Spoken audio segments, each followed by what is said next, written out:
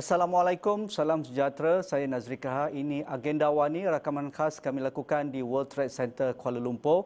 Kita sudah pun menghampiri fasa keempat Perintah Kawalan Pergerakan ataupun MCO.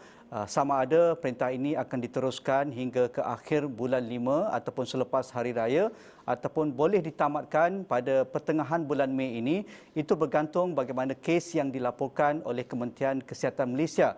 Tetapi pihak KKM sudah pun memberikan beberapa kriteria jika PKP ataupun MCO ini wajar ditamatkan dengan beberapa penekanan kepada bagaimana kawalan kepada sempadan dan juga pintu masuk negara kita. Kerana pintu masuk kita memberikan satu kataupun peluang pada COVID terus menjangkiti rakyat negara kita, kerana negara jiran seperti Singapura dan Indonesia kesnya terus mendadak naik, dan juga bagi warga negara kita yang pulang ke Malaysia perlu menjalani kuarantin wajib dan ketat untuk memastikan jangkitan tiada dibawa dari warga Malaysia yang pulang ke negara Malaysia. Itu yang pertama. Yang keduanya, meneliti dan juga melihat kajian keberkesanan pelaksanaan MCO sejak fasa pertama hinggalah fasa sekarang ini. Adakah rakyat memahami dan juga dapat memberikan kerjasama yang baik, dan akhirnya angka yang kita lihat sepanjang 2 minggu ini iaitu angka 2 digit.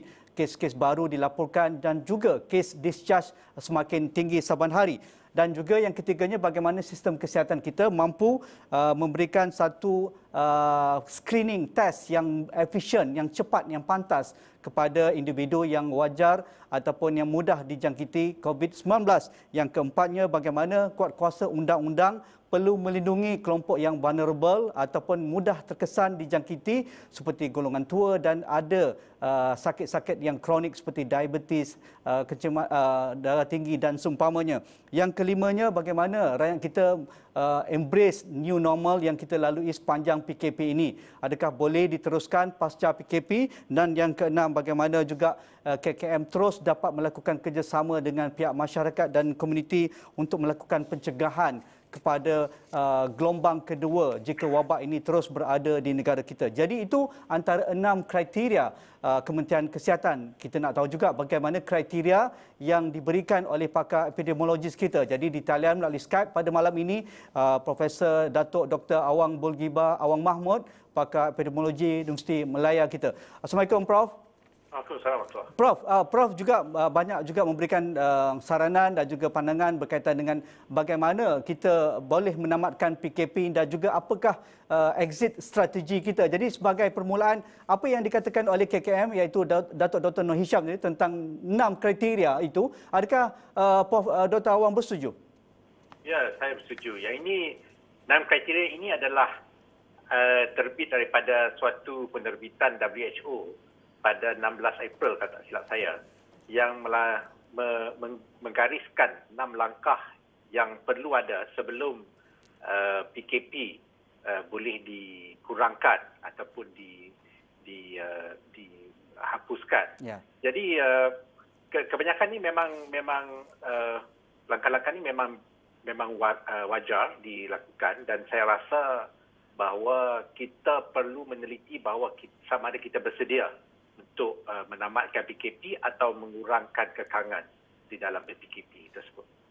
Akan sampai satu peringkat di mana PKP ini terpaksa kita longgarkan, dan pelonggaran ini adalah atas asas dasar sosioekonomi, dan di mana kita telah sampai satu peringkat di mana kes-kes tidak terlalu banyak dan kita boleh kawal kes tersebut. Jadi pada pendapat saya, kelonggaran PKP ini perlu dilakukan dengan teliti, dan mana-mana SOP atau garis panduan yang kita gunakan untuk membuka kembali perniagaan dan industri boleh dilakukan, tapi kita mesti melakukan dengan berteliti, dan mungkin kita lakukan peringkat demi peringkat. Kita tidak lakukan sekaligus buka semua perniagaan ataupun industri sekaligus. Bagaimana kataupun kelonggaran yang wajar diberikan kepada sektor tertentu? Kerana kita tahu juga apabila kelonggaran itu diberikan, maksudnya kita memberikan satu ruang kepada seluruh sistem sokongan, iaitu supply chain industri tersebut. Itu yang menjadi pertikaian sekarang. Sistem rantaian itu perlu juga dibuka. Jadi bagaimana perlu kita imbangi perkara ini, Prof? Ya, memang kita tahu kalau industri, kita perlu melihat rantaian bekalan, itu supply chain satu industri. Dan seperti yang Tuan Aziz katakan tadi, apabila kita melihat suatu industri, kita tidak boleh melihat industri itu dengan sendirinya. Ya. Dia mesti kita melihat secara keseluruhan. Dan apa yang perlu kita lihat adalah, pertama, adakah industri tersebut bersedia untuk melaksanakan penjarakan sosial? Kedua, adakah industri tersebut mempunyai cara-cara untuk mengurangkan risiko kepada pekerja? Misalnya, adakah industri tersebut menggunakan robotik misalnya? Ataupun industri tersebut menggunakan pendekatan work from home? FH, work from home, itu bekerja daripada rumah. Adakah industri tersebut mempunyai kemampuan untuk memastikan bahawa rantaian bekalan itu sedia ada? Dan rantaian bekalan itu mesti ada yang ada support services, misalnya pengangkutan. Jadi kalau kita nak buka pembinaan, kita mesti pastikan bahawa pengangkutan untuk simen, kilang simen mesti buka, dan pengangkutan itu berfungsi seperti biasa. Jadi ini mesti dipertimbangkan, dan banyak pertimbangan yang perlu dilakukan oleh MKN sebelum ia membenarkan sesuatu industri dan rantaian bekalan untuk industri tersebut dibuka semula. Keadaan sekarang apabila kita melihat kelompok yang datang daripada pekerja asing, pendatang tanpa izin, kelompok pelarian dan seumpamanya. Jadi ini juga menjadi isu bagaimana kita cuba membuka satu sektor, tapi dalam masa yang sama kelompok-kelompok yang minoriti ini perlu juga diberi perhatian, dan itu terjadi di Singapura. Pandangan Prof? Ya, Tuan Haji, sebenarnya ini adalah satu yang amat merisaukan saya. Sebabkan kumpulan pendatang ini merupakan satu kumpulan yang selalu dikatakan terbiar, dan kita tidak memberi perhatian yang sewajarnya terhadap kumpulan tersebut. Jadi apabila terjadi ledakan kes di Singapura misalnya, di kalangan pekerja-pekerja asing, di dormitory mereka dan sebagainya, saya sebenarnya tidak terkejut. Dan yang saya khawatir adalah perkara tersebut boleh berlaku di Malaysia. Dan kita mesti ingat bahawa pekerja asing ini ramainya datang daripada negara jiran, di mana sekarang terdapat banyak kes negara-negara jiran yang dekat dengan Malaysia ini. Dan kita tahu bahawa jalan masuk ke negara kita bukanlah sesuatu yang senang nak dikawal, dan kawalan sempadan ini merupakan sesuatu yang amat sukar sekali di Malaysia, disebabkan sempadan kita yang begitu panjang sekali dan dengan beberapa negara. Jadi kita perlu meneliti masalah ini dan memastikan bahawa kawalan sempadan ini diperketatkan lagi, dan sekiranya boleh dilakukan, kita perlu melakukan kuarantin terhadap pendatang, kuarantin yang bukan di Malaysia, offshore kuarantin, iaitu kuarantin persisiran, untuk memastikan bahawa pendatang yang membawa penyakit tidak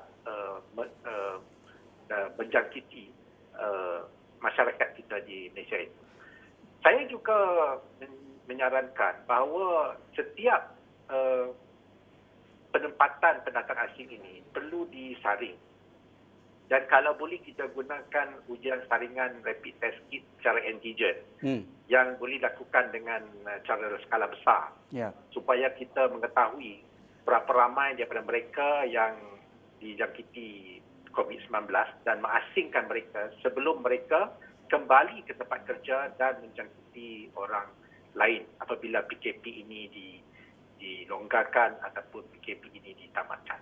Adakah langkah KKM dan juga MKN melakukan PKPD di kawasan tumpuan pekerja asing dan juga warga pelarian seperti di Selayang, di Bandar Utara, di Selangor Mansion dan juga di Melayan Mansion dan juga Plaza City One itu, adakah ini mampu ditangani dengan baik oleh KKM, kerana kita tahu ini antara pusat-pusat tumpuan pekerja asing, tetapi ribuan lagi, ratusan lagi mungkin di seluruh negara, bukan hanya di Selangor dan juga di Kuala Lumpur. Pandangan Prof tentang itu, adakah cukup dengan cara kita menangani PKPD di kawasan tumpuan pekerja asing dan juga pelarian ini, ataupun ada cara lain untuk kita menjejaki mereka yang mungkin sudah ada dijangkiti COVID-19 tetapi tiada simptom yang ada pada mereka? Pandangan Prof. PKPD di tempat-tempat yang tertentu, saya rasa tidak mungkin dapat kita lakukan di seluruh negara disebabkan kemampuan kita untuk melakukan PKPD ini memang terhad.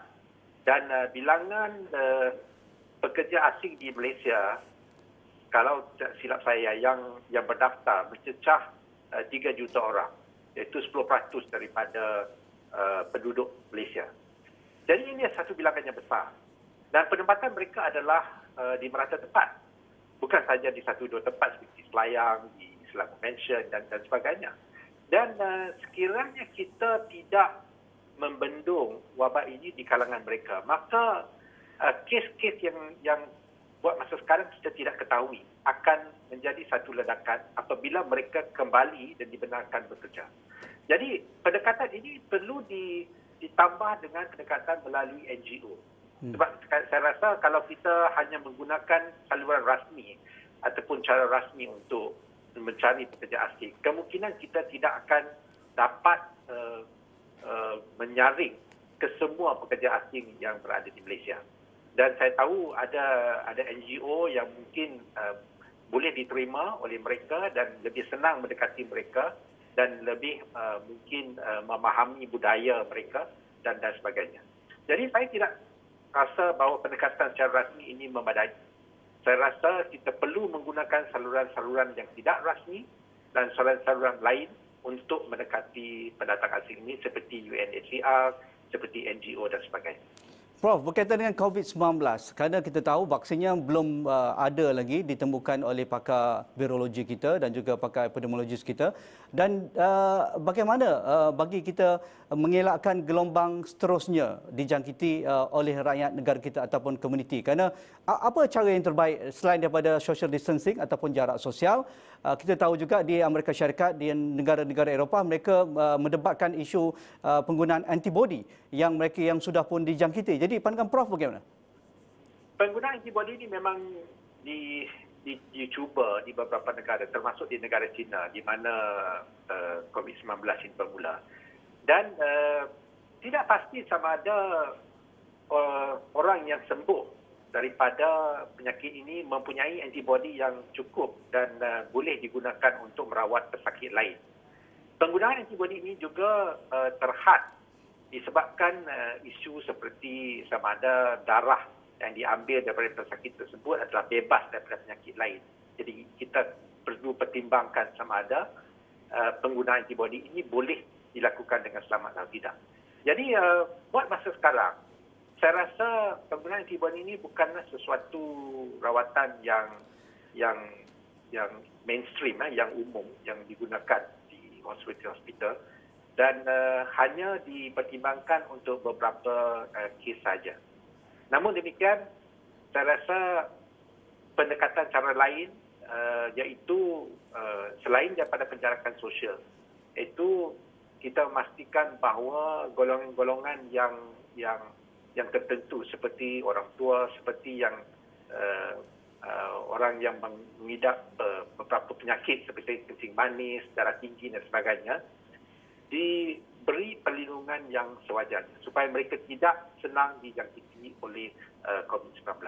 Oleh yang demikian, misalnya kalau kita lihat rumah orang tua misalnya, maka selepas PKP ini dilonggarkan ataupun dibubarkan, lawatan ke rumah orang tua ataupun rawatan ke rumah sakit, ke hospital dan sebagainya perlu dikawal. Ada SOP-nya. Kita kurangkan. Ya, perlu ada SOP yang ketat, Prof. Ya.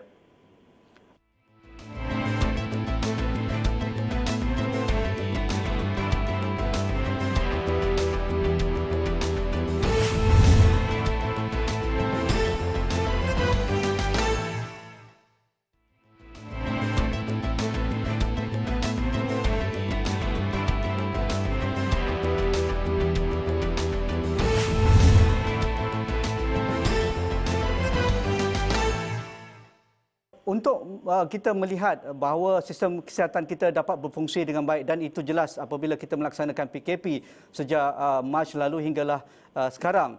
Dan kita tidak mahu menjangkakan perkara yang lebih buruk tentang itu, bagaimana sistem kesihatan kita lumpuh ataupun tidak mampu menampung pesakit COVID dalam masa yang sama kita untuk melakukan treatment atau perawatan kepada pesakit-pesakit biasa. Jadi pastinya ketika kita berhadapan dengan COVID-19 ini dan meneruskan PKP ataupun MCO, walaupun angkanya sudah menunjukkan 2 digit dan Prof terus berharap untuk meletakkan angka single digit ataupun kosong terus daripada dijangkiti positif di negara kita, bagaimana ia dapat dilakukan, Prof? Kerana kita lihat kekalutan di negara-negara maju, di Singapura pun nampaknya mereka terpaksa melakukan persiapan plan C, plan D mereka kerana dengan jumlah ribuan saban hari. Jadi bagaimana itu perlu juga kita bersiap siaga untuk memastikan sistem kita terus efisien dan tidak lumpuh.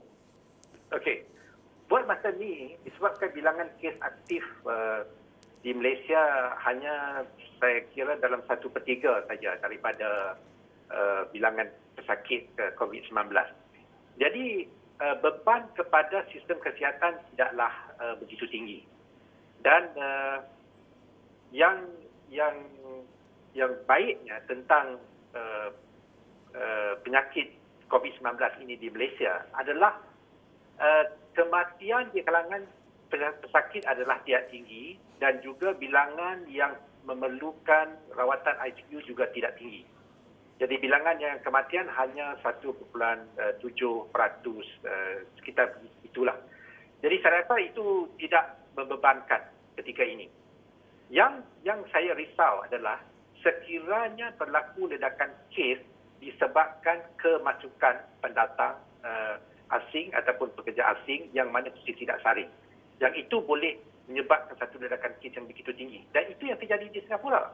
Dan itulah sesuatu yang sebenarnya boleh dijangka.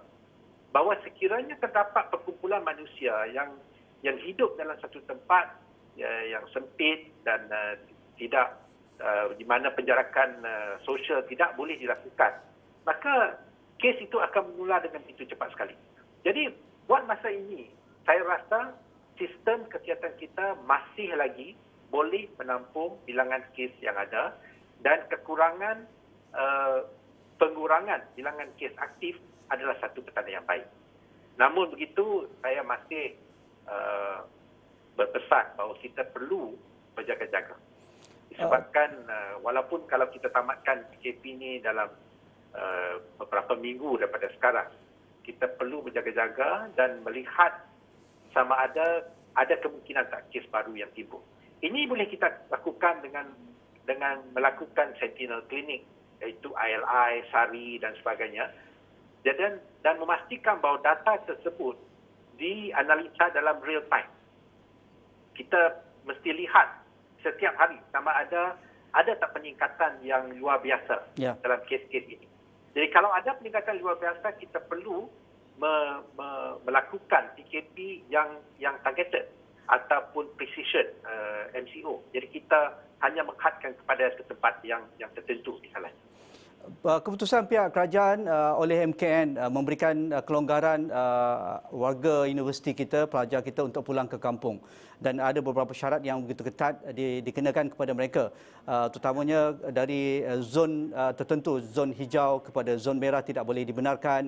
Ini satu lagi, bagaimana juga kita memberi satu penegasan yang jelas supaya tidak ada kekeliruan di kalangan masyarakat. Mereka yang dari kampung boleh pulang ke bandar, yang terputus hubungan dengan keluarga dari bandar boleh pulang ke kampung. Itu dibolehkan oleh pihak kerajaan dengan kata pun syarat dan juga permohonan. Jadi ini juga menjadi kegusaran kita dalam era kita sudah melihat angka semakin menurun, tetapi apabila kelonggaran itu sedikit dibuka dalam fasa keempat dan juga fasa seterusnya ini, jadi bagaimana kita perlu berjaga-jaga dan perlu berhati-hati untuk memastikan kita tidak berlaku kesilapan ataupun overlook dalam memberikan sedikit kelonggaran ini. Ya, penting untuk memberikan sekurang-kurangnya keringanan, mengurangkan tekanan pada para pelajar kita ataupun mereka yang terpisah.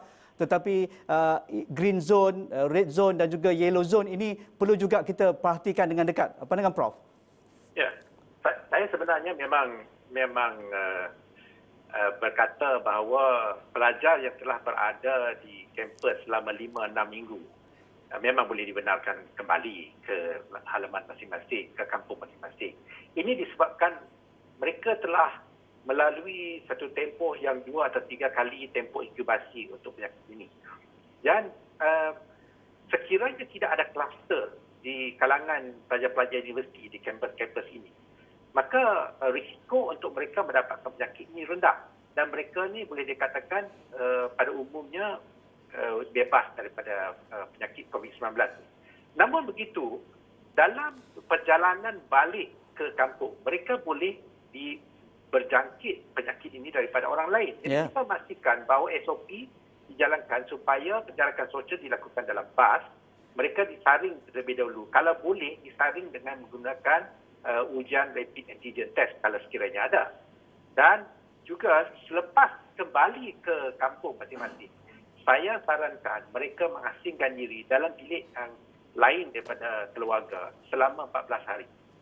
Jadi ini akan membolehkan mereka kalau sekiranya terjangkit semasa perjalanan balik, mereka kembali sembuh dan mungkin tidak mengalami gejala apa-apa dan tidak menjangkiti ahli keluarga yang lain. Cantik, jelas bagaimana Prof memberikan pendetailan tentang pergerakan pelajar kita ke kampung dan juga kampung halaman masing-masing. Prof, bergerak ke depan kita perlu embrace norma baru dalam semua sektor. Penjarakan sosial kita sudah lihat, kita sudah biasa, tetapi tidak semestinya boleh dilonggarkan terus ataupun dimasukkan terus apabila PKP diberikan longgaran ataupun ditamatkan dalam minggu-minggu yang akan datang. Jadi bagaimana norma baru ini untuk memastikan kita mampu memutuskan terus rantaian COVID-19 ini. Dalam masa yang sama, kita tidak tahu bilakah vaksin ini dapat dikeluarkan ataupun ditemui oleh para saintis kita. Jadi kemungkinan untuk datang lagi COVID-19 itu masih wujud. Jadi bagaimana norma baru ini menjadi sebagai satu budaya dan juga nilai baru masyarakat Malaysia. Saya rasa memang norma baru ini akan melibatkan penjarakan fizikal. Yang itu memang dah tidak boleh dinafikan lagi. Kita perlu mengamalkan penjarakan fizikal ini selama mungkin 12 bulan sehingga kita dapat vaksin yang baru atau kita mendapat keimunan atau immunity terhadap virus ini secara semula jadi. Ya, immunity secara semula jadi ini kita tidak boleh jaminkan dan tidak ada kajian yang mencadangkan bahawa ini adalah satu cara yang baik yang menjadi pilihan. Kedua adalah cara kita bekerja perlu berubah. Mana-mana pekerja yang boleh bekerja daripada rumah, maka saya rasa perniagaan ataupun organisasi mesti menggalakkan pekerja yang tidak perlu datang ke tempat bekerja supaya bekerja dari rumah. Ketiga adalah pendidikan mesti berubah. Pendidikan cara maya atau virtual ataupun e-learning ataupun atas talian mestilah menjadi suatu kebiasaan kecuali untuk pendidikan yang memerlukan hands-on ataupun secara praktikal, secara amali. Dan ini boleh dilakukan dengan risiko yang rendah kalau kita melakukan penjadualan yang baik dan melakukan sanitasi tempat amali tersebut dengan baik. Dan keempat, saya rasa walaupun kita boleh longgarkan PKP ini pada masa hadapan dan perniagaan boleh dibuka, maka perniagaan yang melibatkan ramai orang, misalnya di gedung-gedung perniagaan, di shopping kompleks perniagaan misalnya, mesti mengamalkan suatu norma yang baru. Mungkin ada pemeriksaan suhu badan misalnya ataupun secara automatik, bukan secara seorang-seorang dan sebagainya. Dan mengamalkan penjarakan fizikal dalam kedai di mana dihadkan bilangan pelanggan pada sesuatu masa. Jadi ini adalah sesuatu yang saya rasa akan menjadi norma baru dalam masa 12 bulan yang akan datang. Dan saya harap rakyat Malaysia akan dapat menerima norma-norma baru tersebut. Sebabkan ini sahaja cara kita sehingga kita mendapat vaksin yang baru untuk COVID-19. Dan walaupun usaha untuk mendapatkan vaksin memang berjalan, saya rasa di seluruh dunia ni mungkin ada 100 usaha yang berlainan untuk mendapatkan vaksin dan vaksin ini berbagai jenis. Namun proses untuk mendapatkan vaksin yang betul-betul berkesan memakan masa dan ia tidak kurang daripada 12 bulan dari sekarang. Okey, terima kasih Prof penjelasan yang begitu baik bagaimana kita melihat faksa seterusnya PKP sama ada dilanjutkan ataupun diberikan kelonggaran dan bagaimana kita embrace ataupun memeluk cara baru ataupun norma baru kehidupan kita. Terima kasih Prof atas masa yang diberikan. Datuk Profesor Dr. Awang Bulgibah Awang Mahmud, pakar epidemiologi kita dari Universiti Melaya. Sekian saja agenda Awani pada malam ini. InsyaAllah kita akan memberi tumpuan juga dari impak sosio-ekonomi, bagaimana kita menangani pengangguran dan juga mereka yang terkesan apabila PKP ini dilaksanakan. Jadi terus bersama kami di agenda Awani. Sekian saja. Assalamualaikum. InsyaAllah kita jumpa lagi.